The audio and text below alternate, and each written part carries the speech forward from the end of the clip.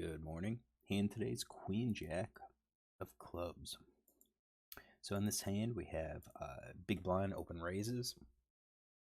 Raises is 2.8 big blinds, and it's on us. He's playing 34-24 on the button. His raise first in stat is 83%, 19 out of 23. That goes with your attempt to steal here in this case. This is a late position steal, so he is definitely probably opening fairly wide in this case. So it's probably going to be most of the hands here. We could say it's 74%. We could say 100% that he's raising. I mean, 80%, 80.1 is all the suited. That might be a super wide range, which means, with how frequently he is, we could be pretty loose in our steal with our raise to the steal. So let's see what we have here. Attempt to steal, 83%, 19 out of 23. Fold steal to a 3-bet is 60%, and that probably jives with what he's doing here. Now we're in the big blind. It's versus the cutoff or versus the button. My raise first in stat looks something like that. I'm sorry. That's if everyone folds around, small blind limps, and it's to me. 3-bet looks something like this, and I actually think our 3-bet should be much wider. Knowing how wide he's going to be, I think we should start 3-betting something like this.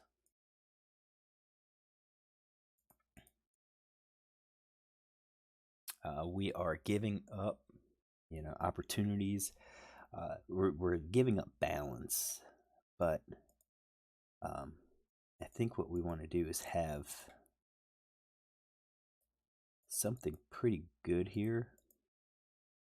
And we can kind of throw in these too, like say 25% we're going to be raising here. I didn't. I just called here, so I think that's kind of a mistake. Seeing how frequently he is doing 3-bet steal, I think we should, instead of just calling with our speculative hands, we should just be raising and hoping he folds. So I called. We're just going to go with this. And go with what I consider a mistake. So I get 11.8%. I guess you could say the argument against raising in this case is that we do have a pretty decent hand. We are going to have pretty decent hands against a very wide range, and we can raise and pick up what's in the pot, or we can just call and hope to pick up even more. So I understand, from like a EV viewpoint, that we probably want to target. We want to make more money and if this is one way to get it, hey, that's great. What about post flop? He's going to probably c-bet most of the time, and then probably fire double barrel most of the time. And then on the river, if we get there, he's probably only going to be betting his decent hand. So we're kind of planning ahead in our hand. All right, so we've got 9 of diamonds, 3 of diamonds, and 5 of clubs. So 9 of diamonds, 3 of diamonds, 5 of clubs. He has huge hand, or huge range. So we're going to say 54, and we've got 46. So what do? I think we plan just to check and let him bet. At this point, we know he's going to be betting at a very high frequency. So he does bet. He actually bets pretty small, and that to me suggests he does not have a very good hand. Probably like no made hand, and maybe a bottom pair. We'll throw in these weak pairs. So twos, bottom pair, maybe pocket pair below the second card, maybe the middle pair. We'll throw those in. I think these flush draws, open-ended straight draws, would be betting a little bit more, trying to get folds. I think what we're going to do is get rid of, make sure we don't have any of those gut shots, open-ended, or the we'll leave the gut shots in there, but I want to get rid of the open-ended straight draws and the flush draws. So he's going to bet with something like that, betting pretty small. What do we do? I do think we're going to be raising, and I think we should be check raising here based on that. Pretty, pretty widely, probably more with speculative hands than with solid hands. I'd say with value hands, we're just going to call because we expect him to bet most of these hands again. Even if it's small, I think he's just betting to get people to fold because people often fold too much.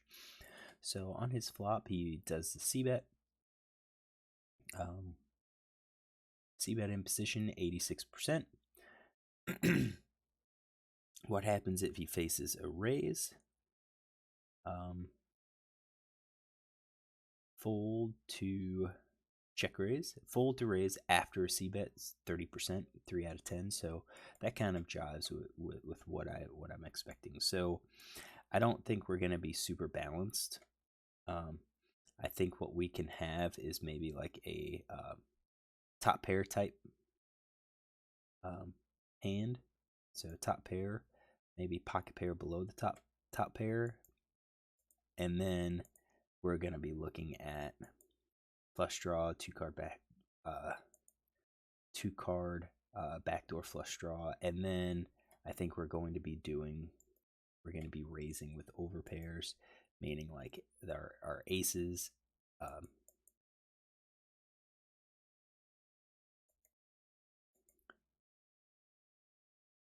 Maybe just that. That keeps us a little bit in balance. So like 50% of the time, we're just going to check raise. What do I do? I just called, and I think that kind of goes with calling with the set, calling with those.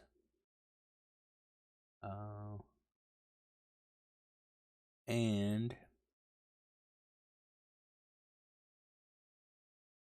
we called with a 2-card backdoor flush draw, but I think that could have been used as a check raise. So we're going to go with this.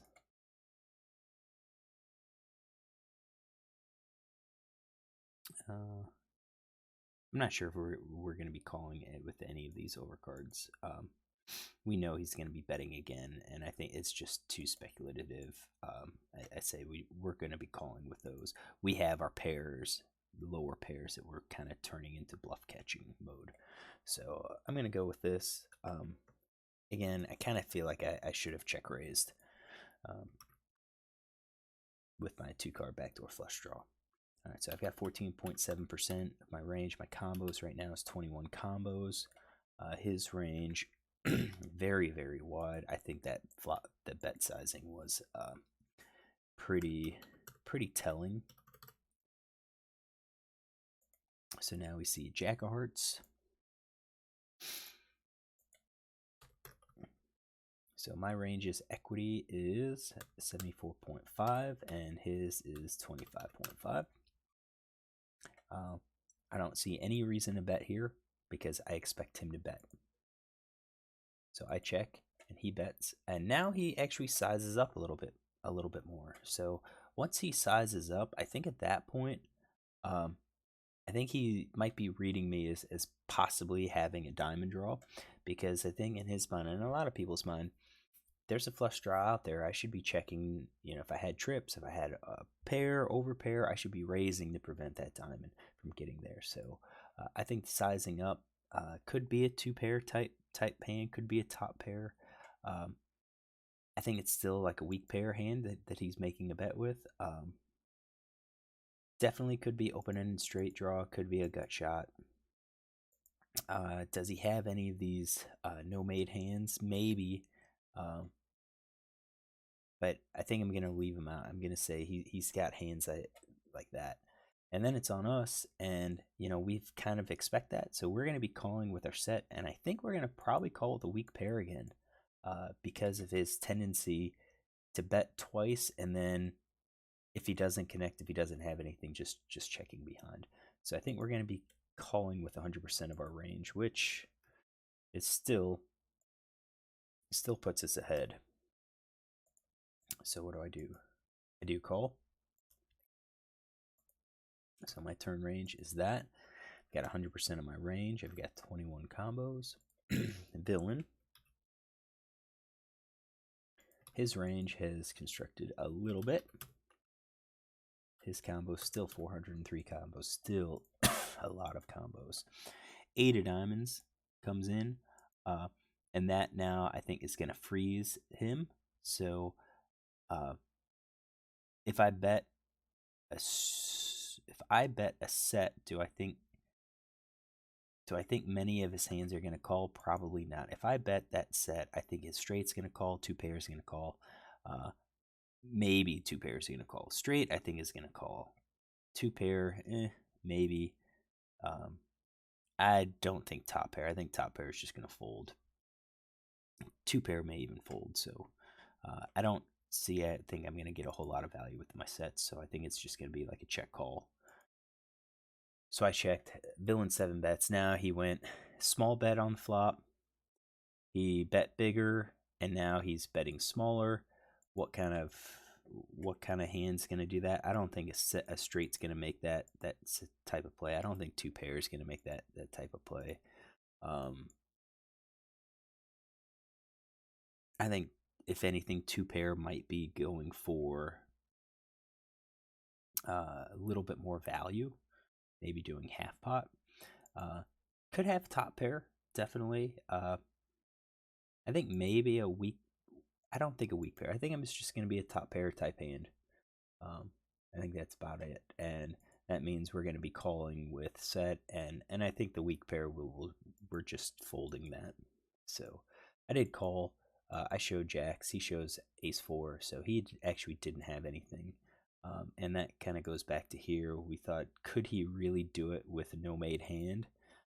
Yeah, so I guess if he has ace 4 offsuit, he probably has the other aces as well. And that is his gut shot. He bet with the gut shot. So, oh yeah, he has it. His 2-card gut shot. Yeah, that's there. And then the river. I guess it was the river where we went off. So 8 of diamonds. I thought he would only do it with the top pair, but I guess he's bluffing here. Ace high.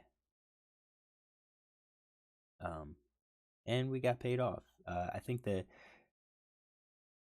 decreased size allowed us to call. If he fires out big again, I'm gonna hate calling that, but I do think we would have to call with that jack. If you think about what kind of hands he could easily have jack 10, could have jack 9. Well, he could have jack 10. We tie with jack queen, definitely behind queen, king jack, and ace jack. But he might also have a 9. He could have had 9-10, or like a 10-8 that he was c-betting, and now picked up the open-ended straight draw, and now it caught an 8, so he's betting smaller. So overall, in summary, I think this could have been a hand to go ahead and 3-bet, especially against a player that is list loose, 82% attempt to steal. So I feel like we could have raised. I think we could have 3-bet, and yeah, he probably would have called, and we probably would have check called on the flop, check called the turn, and then probably check call the river again if we did that. I mean, we raised. Yeah, it's kind of scary, but I think if we had like kings and aces and queens, I don't think we would c-bet this. We would hope that he would catch something or bet into us, do the betting for us. All right. So raising the steal attempt. And then I think when we didn't, as we played, I think this could have been a good check raise here. We know he's going to be betting a lot, c-betting a lot. So I think check raising with 2 overs, backdoor flush draw, and possible backdoor, straight draw. We wouldn't do it all the time, but I think that is a viable play. And that kind of is why we don't have, Queen Jack in our range here. I think it probably would have done better to check raise. All right. If you like this hand, look tomorrow for another.